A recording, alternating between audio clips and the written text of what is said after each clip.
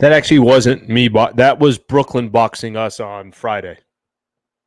Anytime I throw a punch for like the next 2 weeks, it's actually Brooklyn punching us. Appreciate you guys being a part. As you could tell, I'm not exactly over the Lakers losing to the Nets a couple nights ago, but I appreciate you guys being a part of the show. Doing a little post-game show action. Lakers taking on the Portland Trailblazers. Lakers over the Blazers, 134-110, the final score. All right, we got some stuff to talk about. We'll spend a little time talking about the game. Not too much, to be honest with you. Not too much. I don't want to get too in depth about the actual game. You beat a Blazers team you were supposed to beat. I will spend some time talking about the weekend and that it wasn't a good weekend. I don't know. Any way you want to look at it, the fact that they lost to Brooklyn, it still leaves a bad taste in my mouth. But Lakers over the Blazers tonight, 134-110. We'll hit on DLo because DLo Russell, there's 5 games in a row here where he's looked pretty impressive, at least offensively, and also facilitating. So DLo doing a lot, at least over these last 5 games. He's always a player that I think is polarizing, and whether you're a fan of his or not, whether you want to see him traded or stay here with the Lakers, however you feel about him, it's always a conversation with DLo Russell. So we'll spend a lot of time on DLo. Got the Lakers and the Clippers coming up on Tuesday. Laker fans, I'll read some of your comments and your thoughts of just you're 22-22 now, 44 games in. Dave McMenamin was on the pregame show a little bit earlier today. I thought he had some interesting stuff to say about between now and the trade deadline, what he thinks the Lakers' game plan is with Rob Pelinka in the front office. So we're going to spend a little time on that. So I appreciate you guys all being a part of the show. Okay, quick thoughts on the game. Not going to lie. I'm going to, maybe I'm going to upset some Laker fans, and maybe some Laker fans are coming here because they just want to hear positivity. But I got to tell you how I actually feel. It's tough to get excited about tonight because I cannot stop going back to that Brooklyn game. I'm going to try to separate the two for a quick second. Nothing the Lakers did tonight was impressive. Just wasn't, right? Like, you're playing the Portland Trailblazers in a game where you're desperate to get wins. You're, 7-13 coming into tonight's game since the in-season tournament. So you're 6 games below 500 since you won that in-season tournament first week of December or whenever that was. You're coming off a really, really bad loss where, of course, you can't have 2 straight bad losses in a row. And here's the bottom line. Blazers aren't a good team. They're 12-30 on the season. So they're a team that's obviously struggling. So nothing that I thought the Lakers did tonight was impressive or should be considered impressive, or should anybody be walking away and feeling any different about the Los Angeles Lakers. All they did tonight was blow out a team that they're supposed to blow out. Now, can you take some positives from the game? Sure, of course you can. And like I said, at least for me, I'm not going to go out of my way marching around and being dramatic about the Lakers being the Blazers. I did like that Anthony Davis only had to play 26 minutes. That was nice. I do like that Austin Reeves finally started hitting some shots because it felt like Reeves has been really struggling from the field. At least it just doesn't seem like he's been efficient the way Austin Reeves has been in earlier parts of the season or last year, whatever the case is. Hit 3 threes for the Lakers, was 5 of 10 from the field, hit 3 threes. So that's obviously a nice stat line right there. Cam Reddish, he came back after missing a couple games. Taurean Prince is now out. Those two just basically swap for each other. And Cam Reddish had 10 points, 4 rebounds, 5 of 8 from the field. So that was nice to see. So I think some of those role players, like I mentioned, and then the Anthony Davis only playing 26 minutes, those are certainly some positive things that you could take out from tonight. LeBron kind of does it in his sleep, 28, 5, and 5. Not that big of a deal. That's what LeBron does. Found ways to get to the free throw line, 8 of 16, still played 31 minutes. That was good to see, but that's more expected from LeBron James. Overall for the Lakers, you had plenty of offense. You had plenty of scoring. You got to play a lot of your bench guys at the end, which is exactly what you want to see. It was kind of let me put it this way. at least I don't need to be impressed with a win over the Blazers, but I think it kind of went as planned. You blew them out. You got to rest some guys. You got to sit some players. You got some guys to get some, try to work on their game and feel a little bit better about themselves. And that portion was, clearly accomplished by the Lakers beating the Blazers. Now, the conversation, I think where there's some conversation here as far as tonight's game is DLo had another really, really good night. So DAngelo, 34 points, 8 assists, hit 6 threes for the Lakers. How about this? Shot 66% from the field. He was 14 to 21 from the field. So I think the DLo portion of this, and I think the fact that DLo now has strung together a few good games in a row is really, really good for DLo Russell. And in turn is typically really good for the Lakers when DLo Russell plays well. You heard LeBron talking about it post-game. You heard Anthony Davis talking about it post-game. So I think you heard Coach Darin Ham talking about it post-game as well. At least I was listening to all 3 of those interviews before I came in here and went live. So I think those are areas where Laker fans will look at and say, okay, hey, maybe DLo's on to something. I was reading the stat here. This was from Dave McMenamin. He was typing this up during the game. DLo came in tonight averaging 25.5 points on almost 53% shooting in the 4 games since being put back in the starting lineup. He ended up, after he put out that tweet, okay, well, in tonight's game, he only helped his stats with having 34 points. His shooting percentage is going to go up as well. I mentioned he shot 66%. So DLo, I think if I saw it right, the stat that Spectrum had, over 25 points a game, whatever it was over his last 5 games. And I'm going to look here because I want to see I think I'd done this. I know I didn't do it in the last game because I was too annoyed by the Lakers to do it in the last game. But here's DLo's last 5 games. Against the Utah Jazz, 39 points, 8 assists. Against the Oklahoma City Thunder, Lakers won that game, 14-6. Against Dallas, 29-3. Against Brooklyn, 20-7. And tonight, 34-8. So DLo clearly, in all 5 of those games he started, clearly, since he's been put back in the starting lineup, averaging over 35 minutes a game in those 5 games. So he's definitely getting the proper PT, delivering from that point guard position. So for those who always have an opinion on DAngelo Russell, which I always have an opinion on DAngelo Russell, and anytime I hear trade talks, I think it's just natural for him to get brought up. I mean, he does not have a no trade clause in his contract. I'll get into something Dave McMenamin was telling me a little bit earlier today when he was on the pregame show, but clearly DLo's playing some good basketball at the same time as we give him credit for playing good ball. The Lakers, I think for him, the Lakers are much better when he's more effective. He's been more effective, and the Lakers obviously win tonight. So DLo did his job. The Lakers did their job. But I'm not going to sit here and pretend that I'm overly impressed by the Lakers by beating a Portland Trailblazers team, and I don't think anybody is. I mean, I was looking at some of the comments a little bit earlier. I starred a couple of them. Here's one. Francis, hope we play the Blazers 30 more times. Nice little win, but far from impressed. Sliwa. Here's another one. Where the hell was this team against the Nets? So I think that there is, it's kind of a fair way to put it, right? I think it's not a lot of Laker fans are going to look at this game and say to themselves, hey, this was phenomenal tonight. Not a lot of fans are going to sit back and be overly excited about the game tonight, but a win's a win. They're back at 22-22, so back at 500. Oh my God, we beat the Blazers. I think a lot of people feel the same way. Not going to overreact until the Lakers go on a winning streak, 3+ games. Let's see what else we got here.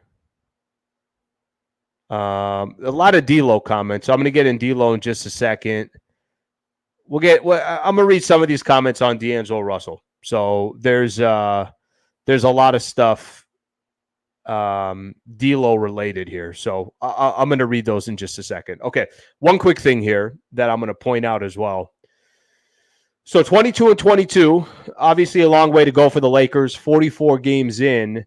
And they're going to have some matchups that are coming up that, I think we're going to go back to, okay, are they going to step up when they play good teams like they did against the Oklahoma City Thunder this month? Oklahoma City Thunder once or twice this month? Once, because the other one was in OKC. The Clippers is a good win. Dallas was a good win. So they've got some good wins under their belt.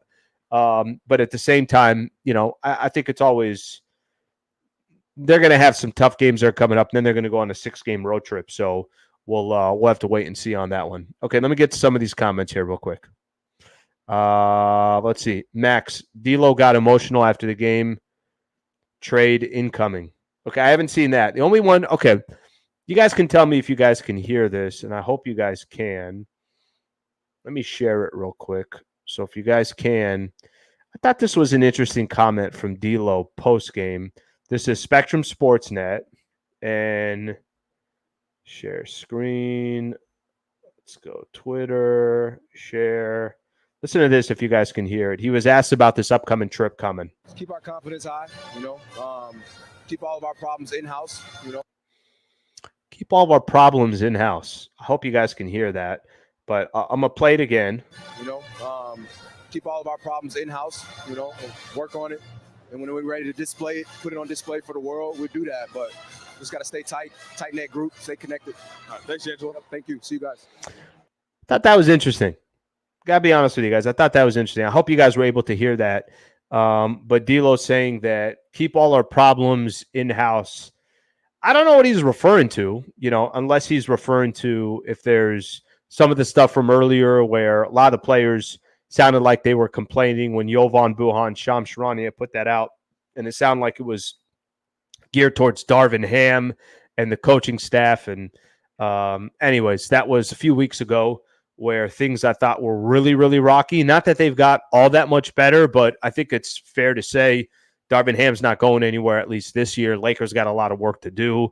I don't know if the Lakers are going to trade DAngelo Russell, and I've said this before, and I'll say it again. If your name's not LeBron James or Anthony Davis, then it is what it is. I think if they could find a way to improve their roster, LeBron James is on this team. He's in his 21st season. He's 39 years old. I think they got to do everything they can to address whatever need that they have. But I thought that comment was interesting. I don't know if that threw you guys off a little bit. Kind of threw me off. I wasn't expecting that. You don't typically hear that. So what problem specifically is he referring to? I'm not 100% sure. Max, thank you for the super. I appreciate that. Drew, I believe you have weak takes. Thank you. Drew, thank you for that, man. I appreciate that. Thank you so much. Thank you for your take on my takes. Feel free to have more takes on here anytime you'd like. But thank you for my weak take, your communication of my weak take. Thank you, Drew. I appreciate that. And I appreciate the super as well. So thank you very much for that. I like how somebody doesn't give a take. They just don't like my take. Okay. All right. I got some people here saying they heard it. They heard that sound. Let's stay on DLo here for a quick second. This comment is actually a good comment because I think a lot of people are going to have similar opinions here, right? And it's almost like the Lakers today. They won tonight, and it's like, cool, so you beat Portland. What do you want me to do? Jump for joy? Nobody's going to do that, right? What they could have done is handled business on Friday, had won 4 games in a row, and then walking into this game against the Clippers, like, okay, hey, maybe Lakers are turning a little bit of a corner. They handled business against 2 teams they were supposed to beat. They handled business against 2 teams that are playing good basketball in the Thunder and the Dallas Mavericks, but Lakers obviously clearly didn't do that. I'm going to stay on this comment here because I want to spend some time on DAngelo Russell here for a quick second. So I had Dave McMenamin on the pregame show. I'm doing the pregame show on radio. And one of my questions to him was the situation with DAngelo Russell. Here we are getting closer to another NBA trade deadline, and DLo's names are DLo's name is always brought up. It's always a part of the conversation, kind of how he's handling that. And the reason why I asked Dave that question is because, look, McMenamin obviously has got relationship with a lot of these players. He's there pregame. He's there postgame. He's there for practices. So his relationships on the road with these guys, his relationships with these guys are close. Has there ever been maybe some extra interaction or whatever the case is? I thought his answer was interesting. He said that the fact that when DAngelo signed that extension with the Lakers, and when he signed his new contract, 2-year deal with a player option in the second year, but he can still get traded, right? He does not have in his contract a no trade clause. So naturally, I think for the Lakers to put that in his contract, that he doesn't have a no trade clause, immediately once that contract was signed, it was like, well, what do you think is going to happen come trade deadline? Of course, at trade deadline, there's going to be chatter and conversation about DAngelo Russell, about his the fact that his contract is only a 2-year deal, that it's a player option for the second year, but the Lakers can also shop that contract if anything were to happen. And I think that the best way, I think, to describe Dave McMenamin's answer was that was never kind of clarified, right? That's clearly known that that's the case, and this is kind of the life that DAngelo Russell just, I think, has to accept. As long as he's in the NBA, this has been his career. Come trade deadline, he could get shipped. And if somebody came on here on the chat and said, Al, he's only balling out, and the only reason why the Lakers put him back in the starting lineup, and the only reason why he's playing 35 minutes a night is so the Lakers can raise his value, I can't really argue against that case. But if somebody else on the chat said, well, no, they put him back in the starting lineup is because of all the players that the Lakers have, he's starter quality of a player, and he can help you in a regular season game grind, and he can be effective on the offensive end, and he does have the ability to drop 30 on a night and also give you 8 or 10 assists. Now, I know that's not on a consistent basis, and I get it. He's not a superstar player. Only superstar players do that, but you can make a case both ways. Dave McMenamin's point was, ultimately, at the end of the day, McMenamin said he doesn't think that whatever you get back in talent will match what DAngelo Russell can do potentially on a night in, night out basis, which in a long roundabout way takes me back to this point right here. Anonymous Nobody, which, by the way, that's a great YouTube name. DLo doesn't perform in the playoffs, though. I don't know if you guys are football fans, but I'm going to give you my football comp. And this is just, it's the best example that I can give. The Buffalo Bills were playing the Kansas City Chiefs today, and it was during the pregame show. And I told Michael, I was like, Michael, there's no surprise here. I think a lot of people believe Kansas City Chiefs are going to win. He's like, no, why would you think that? They're playing at home. Buffalo's are playing at home. And my point to Michael was, until Buffalo wins that big game, they're not going to get that stigma off their back. And unfortunately for DAngelo Russell, until he goes into a playoff series where he's not getting benched because the Lakers didn't feel like they can use him against the Denver Nuggets, and they were going right at him on the defensive side, and he wasn't hitting his jumpers, and the Lakers were depending on Dennis Schroeder to close out games. Until he has a moment like that, that's how a lot of Laker fans are going to feel about DAngelo Russell. They're going to say, okay, well, even if he performs well in the regular season, well, you got to show it come playoff time. Now, is it fair that DLo has a bad series against the Denver Nuggets and then that's the stigma? Probably not, but that, at least up to this point, is part of his stigma. That's part of the stigma that at least at this point comes with the territory for DAngelo Russell. So I want to make sure that I threw that in there. At least, give a little bit of background there. Let me read a couple more of these comments here. I know Laker fans are all over the place here.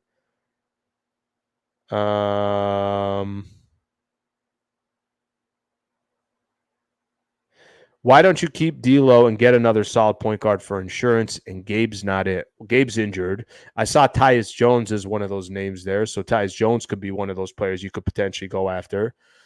The problem is DLo's talking right now, actually. Take a listen. Throughout the game where I might score 5-6 points right away. Maybe score 10 in a quarter or do something like that and score, 10, 12 points the last 3 minutes of the game. It's just my All right, DLo's talking about. I jumped in at a time where I'm not 100% what he was talking about. DLo's fool's gold. Do you think the benching of DLo has anything to do with his increase in scoring? I don't know. I think, I think there's probably a little bit of, I'm assuming this, and I could be wrong.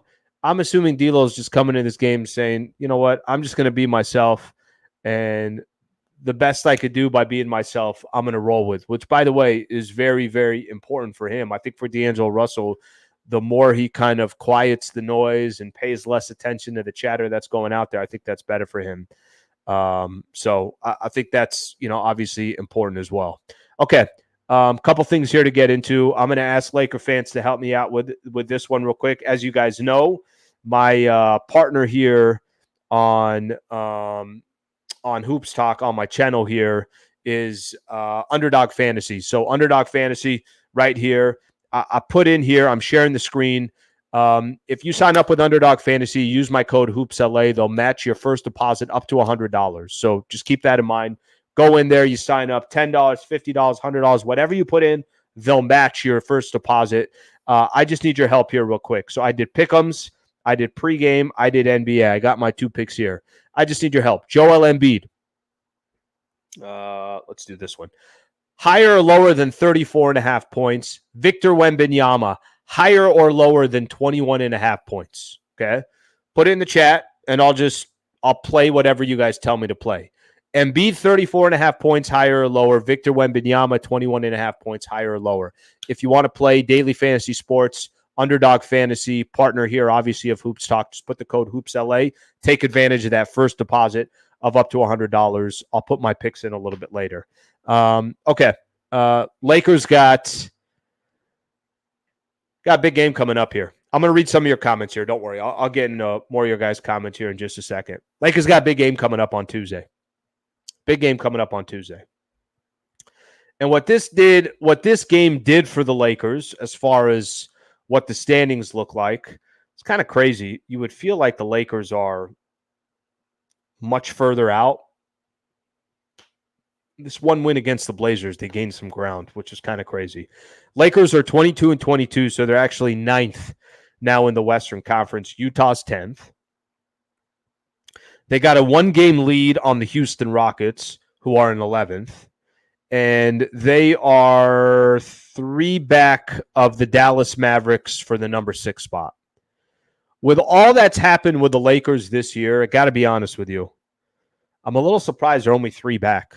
That doesn't seem like a lot. And, I know there's a big game coming up against the Clippers, and after that, they could still do some damage, but eventually here, they're going to go on a 6-game road trip on the Lakers, so there's going to be a lot of games that are going to be out of Crypto.com. Unfortunately, the damage that we thought they were going to do in the month of January, because they got so much home cooking, I want to say they're only 5-5 in the month of January, so they have not taken advantage. How many they play? 2, 6, 5-5 so far. So 5-5 over their last 10 games. They still have 2, 4, 5 more games left in January, and they got to go at minimum 3-2. But a couple of these games are going to be tough. At the Clippers home game, that's a tough game. Chicago at home, you should take care of business, but who knows with Chicago. Then you're on the road against Golden State, Houston, and Atlanta. All games you can win, all games you can lose. I mean, that's kind of the Lakers right now.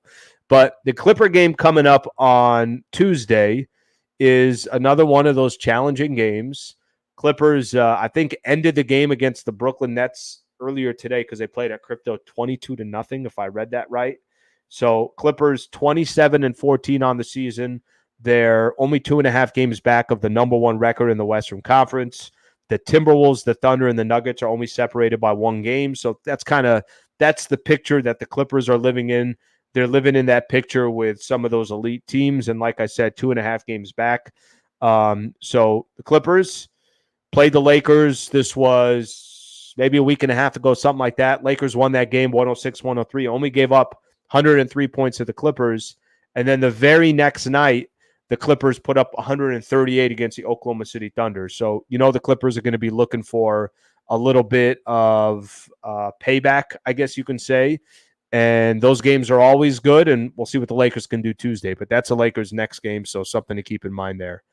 All right, let's get into some of your guys' comments here real quick.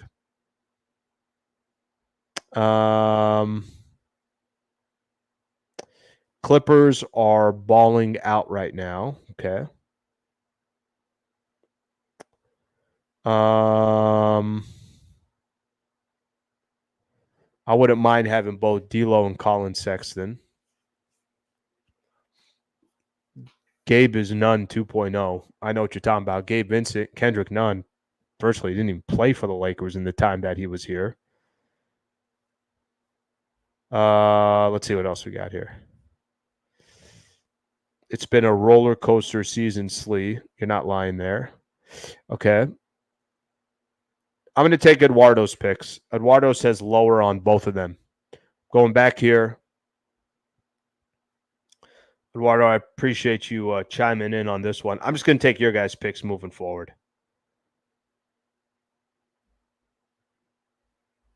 We'll go lower than 34.5 points, lower than 21.5 points. I submit my picks, call it a day, put in 20. I could win up to 60, and my picks are in. All right, brother. Thank you for doing that. I appreciate you sharing your opinion on that. All right, see what else we got here. Rui needs to start. Yep, Rui started today. Rui started, and Rui's numbers weren't overly impressive, to be honest with you. I have not seen Rui to be impressive that year, period. And I know he's been in and out of the lineup, but that was always my fear with Rui Hachimura, is that they paid what Rui did for the playoffs. They didn't pay what Rui has done pretty much his entire career. So I hope things change for Rui, because when that man plays well, there's a good chance Lakers are going to win that game. His plus-minus was good, but it was good. Everybody's was good, right? Because it was such a blowout against the Portland Trailblazers. I have a feeling we're going to beat the Clippers. Yeah, I enjoyed that, David. I appreciate it. Yeah, I'm going to start having more guests on. It's actually kind of crazy, but first time I had a guest on this show with Trevor Lane on Saturday. And Trevor Lane, for those, obviously does a fantastic job for Lakers Nation. Also a good friend of mine. We've known each other for years. I brought him on my radio shows a ton of times. And we did a show on Saturday together, yesterday together. I enjoyed doing it. So I'm gonna start lining up more guests to do it, and enjoy doing it from there. Okay, Slee, what do you think about Darin Ham so far? Francis, this is a good question, and I think this is a question that a lot of Laker fans love talking about. Laker fans love critiquing Darin Ham. What have I thought about Darin Ham so far this year? I think he's been okay. I'll tell you the things that I have not been crazy about with Darin Ham. I think when those reports came out about guys not happy with the lineups and the rotations, I don't think that was just players. I don't think that was just agents. I think that was also a lot of fans that are saying, what the hell is the rotation today? Or why is this guy getting more playing time than that guy? I think he's been a little all over the place with the rotations. My biggest criticism towards Darin Ham is in-game adjustments. I think there are times that the Lakers walk into a game and they say to themselves, okay, this is going to be our game plan, and this is why we're doing it. The numbers tell us this. The stats tell us this. Our analysis tells us this is how we should guard a specific player, or this is how we should play defense against a certain team, or this is how we should attack a team on offense. And I don't feel like there's enough times where when things are not going good, there's plan B right after. I'm not going to wait too long. This isn't working. I'm going to plan B. That's not working. I'm going to plan C. Plan C is working. Great. I'm going to ride this out till it's not working anymore, and then I'll make an adjustment when I need to. I think a lot of times, and I've heard him say this, and I think that's been a kind of a question that's come up a ton when Darin Ham is talking to the media. And I think some of the times let me just use one example. A player that his 3-point shooting is below 30%. So they're going to live and die by that player shooting his average. And if that player just shoots his average, then you're making the right decision because you're doubling up on Luka or you're doubling up on other players that you think you need to pay more attention to, the star players. But then that guy is hitting his shots. And the Lakers continue almost stubborn. It's almost a stubbornness where they're saying to themselves, well, he's going to miss his next one. Yeah, but he's not missing. And that's the one thing. I'm just using that as one example. That's the one thing for me is my biggest frustration with Darin Ham. I don't see enough adjustments during a game that makes you feel good that he's going to out-chess another coach or another team. That'd be my number one criticism. The one thing I'll say as far as positives go with him, Darin Ham, I think he has the attention and the respect of his players. And I think he has a mentality where, it's good to have that type of mentality as a Lakers head coach. I mean, a couple of weeks ago, there was questions saying, do you think you're coaching for your job? And if you do you think it's fair? It's just a regular season game. We're not even halfway through the season. That's the territory that comes with the Lakers. I think he handles that part of the job really, really well. I think it doesn't intimidate him. I think the fact that it's the Los Angeles Lakers and the expectations are always way out of whack, I don't think that bothers him. So that's, I would say, is some of his strong suits. I think he's got the respect of the players. I think the fact that he was a former player and he kind of went through the ranks of being an assistant coach to get where he is, I'm a fan. I'm rooting for his success, and hopefully, that success comes. So hopefully that answers your question there. Slee, Darin Ham is one of the problems Lakers right now. Okay. This is perfect. AR, by the way, thank you for the super. Francis, thank you for the super. Slee, Darin Ham is one of the problems Lakers right now. Or maybe that says number one problems. I think we still need to get new blood on the roster. We are a 500 team tied at the 10th. This is not a good basketball. I'm assuming you're saying good basketball team.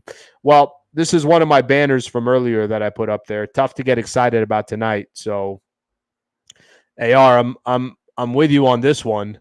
I'm not sold on the team, and I feel like there's a lot of times I'm fooling myself. I was talking to a guy today that I've got to know just from being at the Laker games over the years. He's actually a scout for the Pelicans. So we were talking about the Pelicans and how impressive they've been. Pelicans have been playing good basketball. They're doing their thing. And I think even top 5 now in the Western Conference. And I was getting his opinion. What do you think of the Lakers?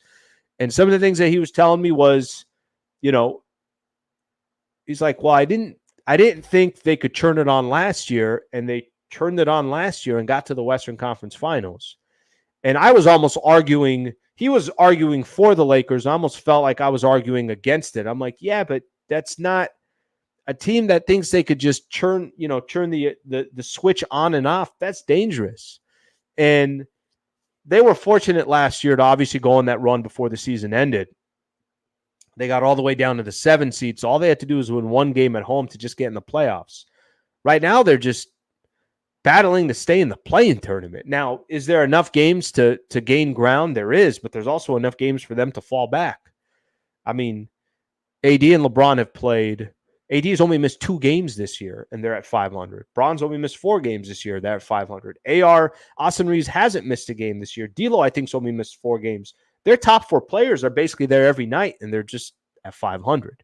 And you play the Clippers. Now, again, you're a game below 500. And it's like this just kind of back and forth.